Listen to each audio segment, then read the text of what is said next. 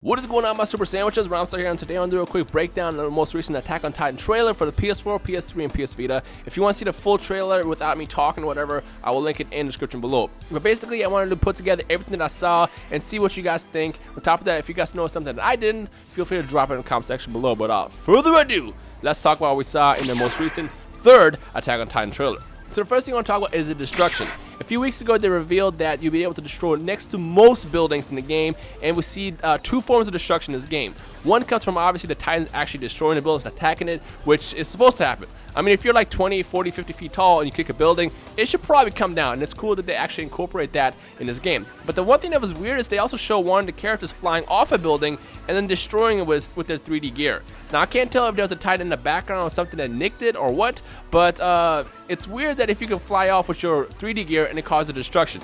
Granted, I mean, at least still, destruction is in the game, but at the same time, I can't say that that's really, really cool. If anything, it's a little sloppy, but again, I can't really tell if it was destroyed by a Titan in the background or something that I just didn't notice the first time, or if you flying off with your 3D gear actually destroys the buildings. We'll see when the game comes out, when it comes down to that, but what do you guys think about that, I guess, quote-unquote flaw with the destructions in the game?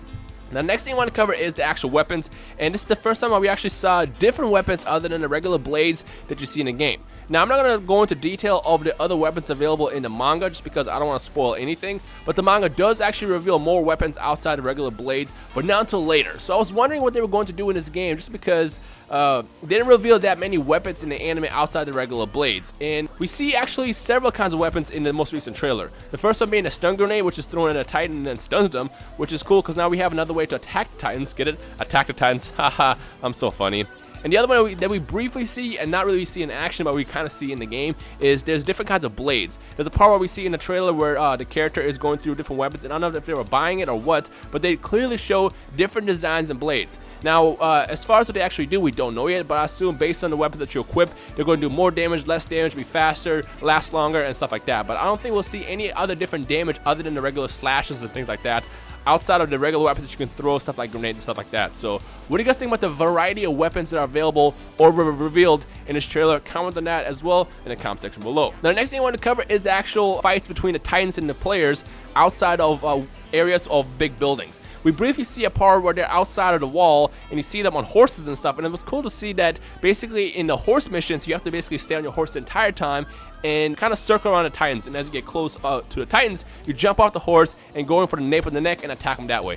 I was wondering if those missions are going to be a lot more difficult or harder because there's literally nothing to latch onto, but it looks like in those missions right there, you will solely have to rely on your horse and basically use speed and, try to evade the Titans, get behind them, and attack them to take them down. So that's cool to see that there's going to be different levels and different difficulties, I should say, when it comes down to fighting the Titans based on the areas they're at. Now, I already kind of assumed this is going to happen. Again, it was cool to see that for the first time in the most recent trailer. Now, the final thing I want to talk about, and this is going to be kind of a spoiler in the manga, we have the Ape Titan that gets revealed at the very, very end. Now, I'm not going to go into detail of who he is, why he's in the game, and stuff like that, but initially it was confirmed that this game was only going to cover basically the first season of the anime. But now I'm not really that sure because, I mean, the first season of the anime is not long enough to be part of a game, so that was the question I had initially. But now that we've seen the Ape Titan briefly show up, now the question is how far will they go? To those who don't know, the current chapter for Attack on Titan is up to chapter 77, and the anime ends roughly around chapter 33. So I don't know if they'll go all the way into all the new stuff, or if they'll just have like a cutoff point, or if, for all we know, what we saw with the Ape Titan was the end of the game, and they'll probably have a second game depending on how well this game does this year. So that's the question: is how far will this game go? But either way, it's still cool to see that the Ape Titan is in the game, and there's going to be a lot more content than what we saw in the first season of the anime. Now, the last thing I'll talk about is stuff that we still have not seen, and basically I'm going to see what you guys think about it. The first one being, there still is no word on multiplayer.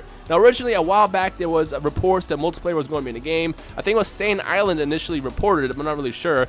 And they talked about more of a horde-style mission type of thing where you team up with friends and you fight Titans, which sounds a lot of fun. But as of right now, today is January, the game comes out next month in Japan, and there's still no word on multiplayer, which leads you to believe that there won't be multiplayer in this game.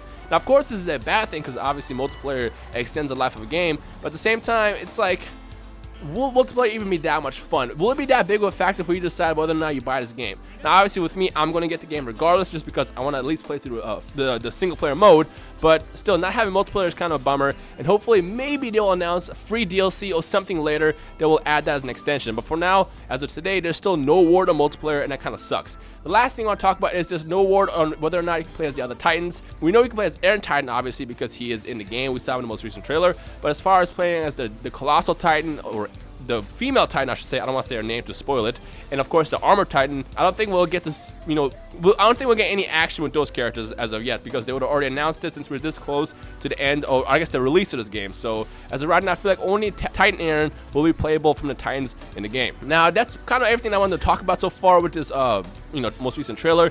If we get some more news about this game, I will let you guys know. But if there's anything else that you're concerned about, or stuff that you saw in the trailer that I didn't talk about, feel free to drop it in the comment section below, and let's see what the community thinks about the Attack on Titan game for the PS4, PS3, and PS Vita.